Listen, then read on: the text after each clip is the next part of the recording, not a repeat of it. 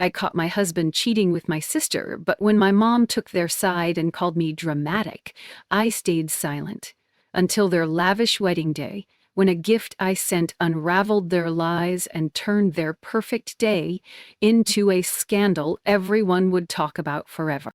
I'm Emma, 32, a graphic designer scraping by in a small Ohio suburb.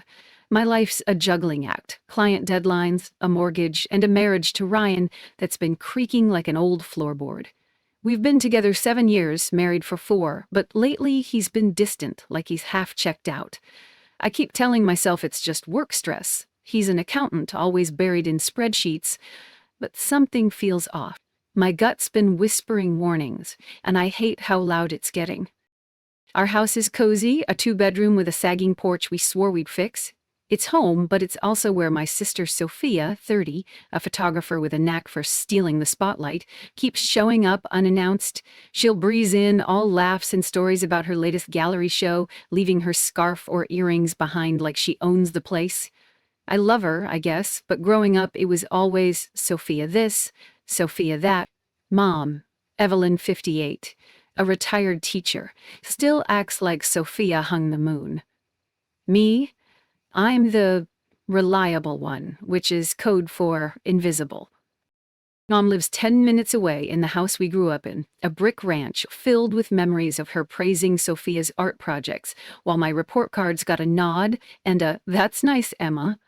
It's not like I'm bitter, okay, maybe a little, but I've spent years trying to prove I'm enough.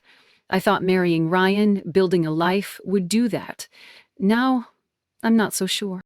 Last month, things started feeling wrong. Ryan's been staying late at work, his phone buzzing at odd hours. I caught a text one night when he left it on the counter. "Miss you already. No name, just a number." My stomach twisted, but when I asked, he laughed it off. "Wrong number, babe. Chill." His smile was too quick, like he'd rehearsed it. I wanted to believe him.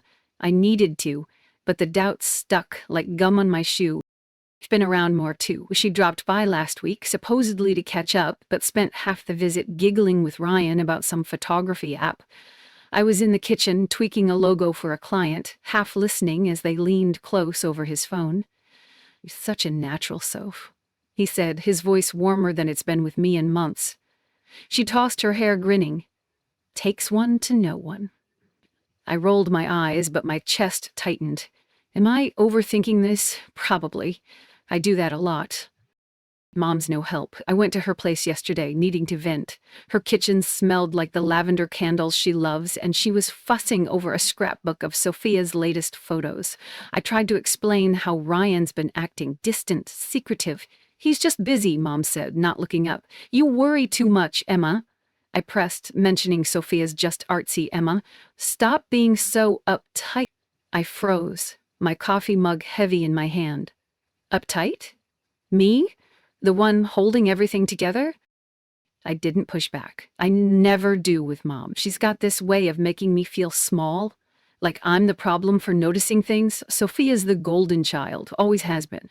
When we were kids, she'd borrow my toys and Mom would say, "She's just creative, let her be." When I got into college on a scholarship, Mom bragged about Sophia's art school instead. Now, with Ryan acting weird and Sophia practically living at our house, that old ache is back. I'm not jealous, am I? God, I hope not. Last night, I found Sophia's scarf on our couch, a gauzy blue thing she wore last time she was over. I held it, my fingers digging into the fabric. Why does she keep leaving stuff here? It's like she's marking territory. Ryan was in the shower, his phone on the table. I stared at it, heart pounding. I didn't check it. Not yet. But I went to bed instead, lying awake, wondering if I'm crazy or if something's wrong. This morning, I tried talking to Ryan over breakfast. He was scrolling through his phone, barely listening. "You've been weird lately," I said, keeping my voice light. "Everything okay?" He shrugged, not meeting my eyes. "Just work, Em. You know how it is." I didn't buy it, but I nodded, sipping my coffee. It tasted bitter. I keep replaying Mom's words, Sophia's laugh, that damn text. My life looks fine on the outside: house, job, husband. But it's cracking, and I'm the only one who sees it. I'm not sure what's next. Part of me wants to confront Ryan, demand answers. Part of me's scared of what I'll find. I keep thinking about Mom, how she'd probably take Sophia's side if I told her my suspicions. Emma, you're overreacting, she'd say. Maybe she's right. Or maybe I'm not crazy, and something's been rotting under my nose this whole time. I couldn't shake the feeling anymore. That scarf, those late-night texts, the way Ryan and Sophia laughed too easily together. It was eating me alive. I told myself I was being paranoid, that I was just tired from late nights tweaking client designs, but my gut wouldn't shut up. It screamed louder every time Sophia dropped by, all smiles, like she was auditioning for Best Sister of the Year. Last week, I found something that broke. I was folding laundry, just another Tuesday, when I pulled a silky blue nightgown from the basket. It wasn't mine. I don't own anything that fancy. My hands froze, the fabric slipping through my fingers. I knew it was hers. Sophia's. My sister. I stood there, staring at it, my heart hammering so hard I thought I'd pass out. How did this get here, in my house? I tried to rationalize it. Maybe she left it after a sleepover months ago. But we hadn't had one. Maybe it was a gift? No, Ryan hadn't bought me anything in forever. I shoved it in a drawer, telling myself I'd ask her later. But I didn't. I was too scared of the answer. That night Ryan was in the shower, his phone left on the kitchen counter. I don't know what came over me. My hands moved before my brain caught up. I grabbed it, punched in his passcode. Our anniversary. How ironic. And scrolled through his texts. There it was. A thread with S. No name, just an initial. Can't wait to see you again, one said. You're killing me with that smile, another. My stomach lurched. I scrolled up, my eyes burning. A photo popped up. Sophia, in that damn nightgown, winking at the camera. Sent to my husband. I dropped the phone like it was on fire. I didn't sleep that night. I lay there, Ryan snoring beside me while my mind snored. My sister? My husband? How long had this been going on? I wanted to scream, to shake him awake and demand answers, but I couldn't. Not yet. I needed to be sure. I needed more than a nightgown and some texts, but God, it hurt. It felt like someone had ripped my chest open and left me to bleed out.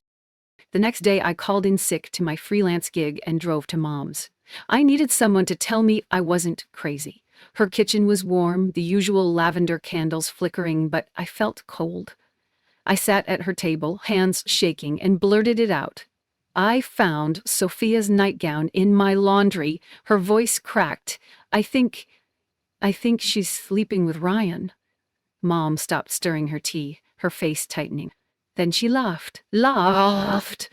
Oh, Emma, don't be ridiculous. Sophia, she's too sweet for that nonsense. You're seeing things that aren't there. I stared at her, my throat tight. Mom, I'm serious. I saw texts there. She cut me off, waving a hand. You're paranoid, honey, always have been. Sophia's not like that. She's got her photography, her life. Why would she do something so awful? Her words hit like a slap. Why? Why did she always defend her? I tried again, my voice louder. I'm not making this up. It was her nightgown, Mom, in my house. She sighed, shaking her head. You're reading too much into it. Stop attacking your sister. I left her house in a daze, my own mother dismissing me like I was a kid throwing a tantrum. I drove home, tears blurring the road. Was I wrong? Was I blowing this out of proportion? But that nightgown, those texts, they were real. I wasn't losing it. Or was I? I spent the next few days in a fog, going through the motions. Ryan noticed, asked if I was okay. Guilty. I saw it now, clear as day. I started watching them closer.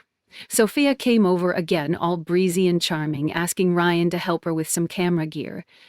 I stood in the doorway, arms crossed, as they laughed over a tripod. You're hopeless without me, Ryan teased her. She swatted his arm, giggling. Oh, shut up. It was so casual, so normal, but it made my skin crawl. I wanted to yell, to throw that nightgown in her face, but I didn't.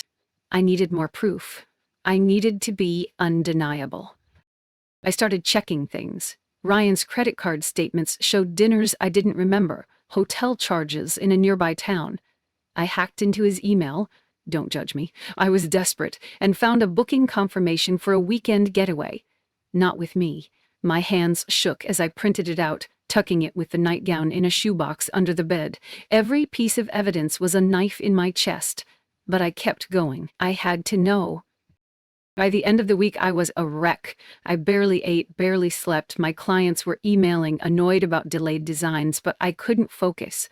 All I could see was Sophia's smirk, Ryan's lies, Mom's voice telling me I was wrong. I felt so alone, like I was screaming into a void. Nobody believed me. Nobody cared. But I wasn't imagining this. I couldn't be. I sat on my couch, that shoebox in my lap, the nightgown silk peeking out. My marriage, my family, it was all a lie. And I was done pretending it wasn't. I couldn't keep it in anymore. The shoebox under my bed, stuffed with that nightgown, printed emails, and credit card statements, was burning a hole in my soul. Every laugh between Ryan and Sophia, every dismissive wave from Mom pushed me closer to the edge. I had to face them. I had to know why, so I picked Sunday dinner at Mom's, the one night we all pretend to be a happy family, to let it all out. My hands shook as I drove over, the shoebox on the passenger's seat like a ticking bomb. This was it. No more hiding. The table was set with Mom's usual spread, roast chicken, mashed potatoes, her lavender candles flickering. Sophia was there, all smiles, wearing a flowy dress like she was posing for one of her photos. Ryan sat next to her, joking about some client he had. I barely touched my food, my stomach churning. Mom kept going on about Sophia's latest gallery show, and I just sat there, gripping my fork, waiting for the right moment. It came when Sophia laughed too loud at something Ryan said, their eyes lingering too long. I couldn't take it. I stood up, my chair scraping the floor. Everyone froze. I laughed, a bitter, ugly sound. Really? Then what's this? I tossed the printed texts onto the table, the ones with her winking in that damn nightgown. Sophia's eyes filled with tears, but they didn't fool me. "You're twisting everything," she cried, her voice high and shaky. "You're just jealous, like always." Jealous? The word hit me like a slap, but I didn't back down.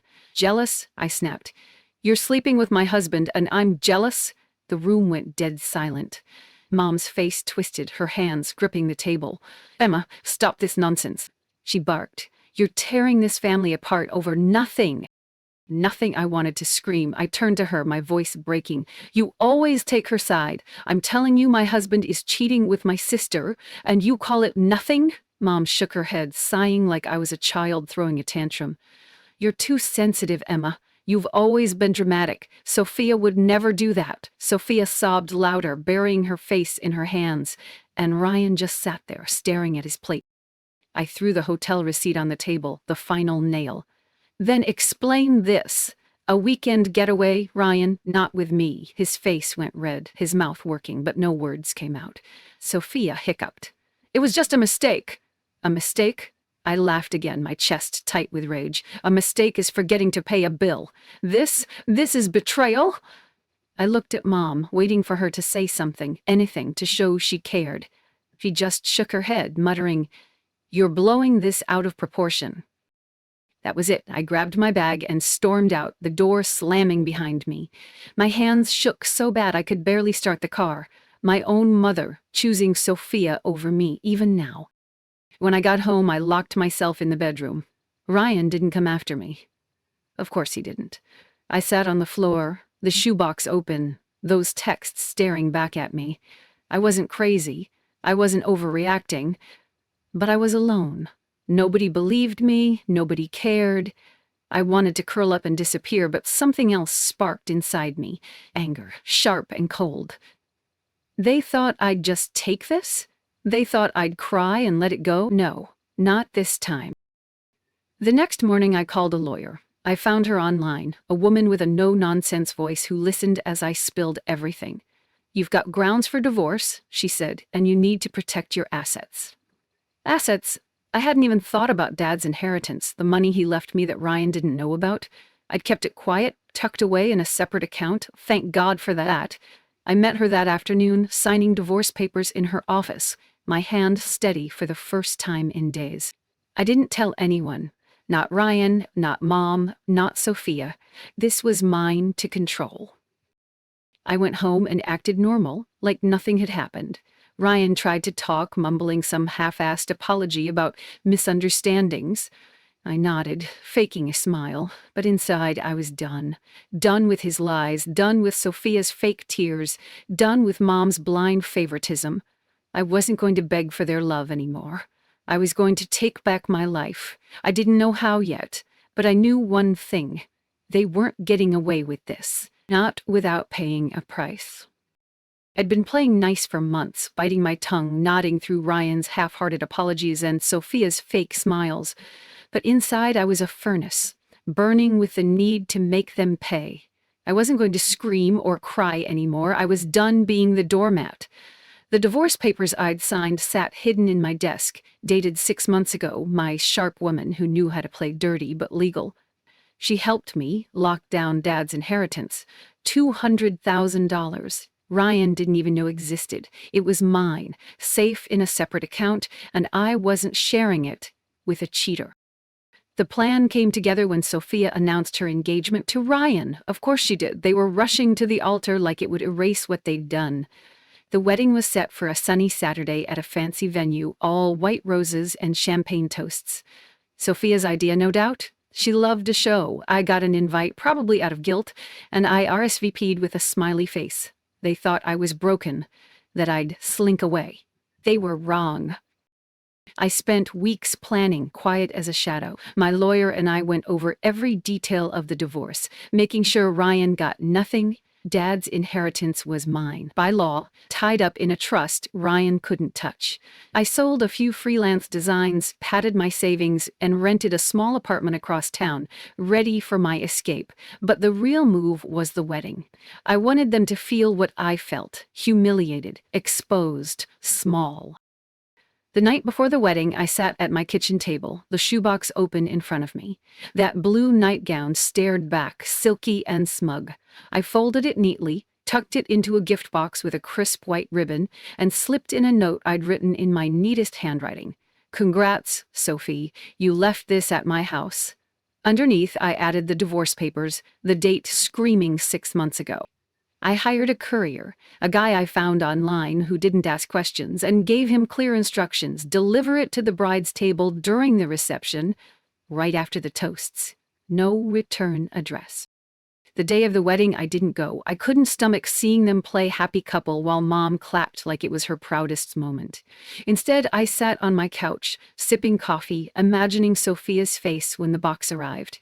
I'd heard the venue was packed. Family, friends, Sophia's artsy crowd. Perfect. Around 7, my phone buzzed. A friend from high school, one of the few who'd stayed neutral, texted me. Holy crap. I didn't answer. I didn't need to. She told me later how it went down. The toasts had just finished, everyone raising glasses to the perfect couple. The courier walked in, handed the box to Sophia, and left. She opened it, probably expecting some sweet gift. Her smile froze when she saw the nightgown. Then she pulled out the papers, her hands shaking.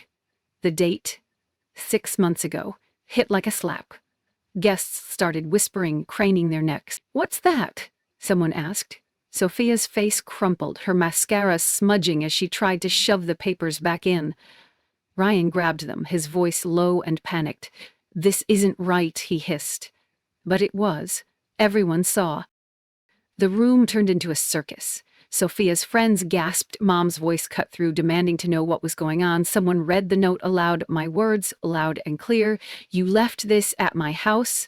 The whispers turned to murmurs, then a full-on buzz. My friend said Sophia sobbed, Ryan's face went gray, and Mom just stood there, clutching her purse like it could save her. Guests started leaving, muttering about drama and that poor sister. I wasn't there, but I could picture it. Sophia's perfect day ruined. Ryan's charm shattered. Good. I didn't feel joy, not exactly. It was colder, sharper, like the snap of a lock clicking shut. I'd spent months swallowing their lies, their betrayal, Mom's favoritism. Now they knew I wasn't invisible. I wasn't the sensitive one anymore. I was the one who'd won. My lawyer called the next day, confirming the divorce was moving forward. Ryan tried to fight it, but he had no leverage. The inheritance was mine and our house bought. He'd get nothing but his clothes and his guilt. Sophia called once, leaving a voicemail I didn't answer. "How could you do this?" she cried, like I was the villain. I deleted it. Mom texted, a long ramble about family and forgiveness, but I didn't reply. I was done explaining myself. They'd made their choices, and I'd made mine. I packed a few boxes, ready for my move to the new apartment. The house felt too big now, too full of ghosts. I wanted a fresh start, somewhere their shadows couldn't reach. As I sealed the last box, I felt something new. Control. For the first time in years, I wasn't chasing approval or begging to be seen. I'd taken my life back, piece by piece, and it felt good. Not happy, not yet, but good. They thought they could break me, but I was stronger than that, and now they knew it. I left that house behind, the one with the sagging porch and ghosts in every corner. My new apartment in Chicago is small, just a one-bedroom with a view of a noisy street, but it's mine. I hung my own artwork on the walls, bright designs I'd never shown anyone before. The first night I sat on the floor, eating takeout from a place down the block, and felt something I hadn't in years. Not the loud kind, not happiness exactly, but a quiet calm. Like the world had finally stopped spinning out of control.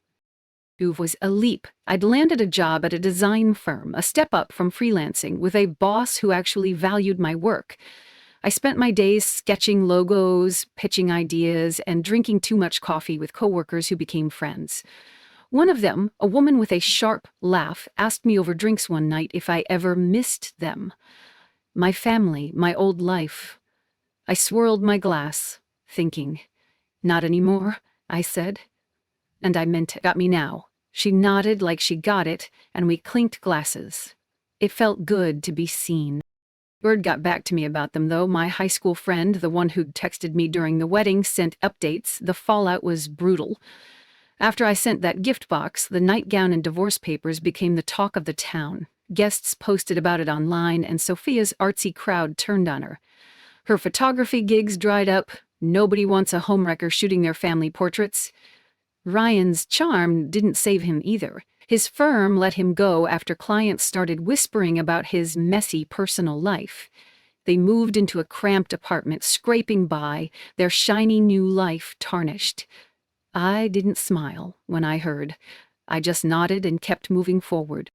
Mom tried to reach out. She left voicemails, long ones, about healing and family sticking together. I listened to one, her voice soft and pleading. "We can fix this," she said. "You're my daughter, too." The inheritance from Dad helped. $200,000 safe in my account gave me breathing room. I didn't splurge, didn't buy fancy clothes or a car. I invested some, saved the rest, and used a chunk to furnish my apartment, a cozy couch, a desk for my sketches. It was my safety net. Proof I could stand on my own. Ryan had no claim to it. Thanks to my lawyer's airtight work, I sold the house, split the profits out of fairness, and walked away. Clean break. I started journaling at night, scribbling thoughts in a leather notebook I bought on a whim. It wasn't about them, not really. It was about me, figuring out who I was without their shadows. I wrote about the ache of being second best, my whole life, about how I'd believed I wasn't enough. But I was. I'd built a career, survived a betrayal, and come out stronger. I'm enough. Reading it back, I believed it. Sometimes I'd walk home from work, the city buzzing around me, horns honking, lights flickering. I'd pass strangers laughing, couples holding hands, and feel a pang. Not for Ryan, not for Sophia, but for the life I'd thought I'd have. It faded, though, that pang. I'd put on my headphones, play something loud, and keep walking. I was building something new, something better. My coworkers invited me to game nights, art shows, brunches. I said yes more than I said no. I was learning to live for me.